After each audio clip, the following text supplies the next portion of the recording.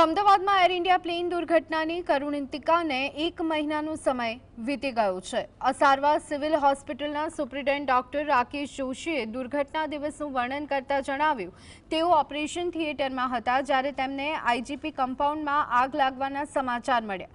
આ પછી તેમણે પ્લેન ક્રેશની જાણ થતાં તેઓ ટ્રોમા સેન્ટર પહોંચ્યા, સ્ટાફને બોલાવી દવા અને સાધનો તૈયાર કરાવ્યા। ગ્રીન ચેનલ દ્વારા મૃતદેહો પોસ્ટમોર્ટમ રૂમમાં ખસેડવામાં આવ્યા। आरोग्य मंत्री ऋषिकेश पटेल, मुख्यमंत्री भूपेन्द्र पटेल, केंद्रीय गृहमंत्री अमित शाह और पीएम मोदी હોસ્પિટલ પહોંચ્યા હતા। ડીએનએ મેચિંગ બાદ 260 મૃતદેહને પરિવારજનોને સોંપાયા હતા।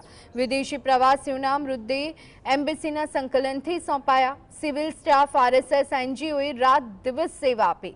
આવી દુર્ઘટના ફરી ન બને, ઈશ્વરને એવી પ્રાર્થના।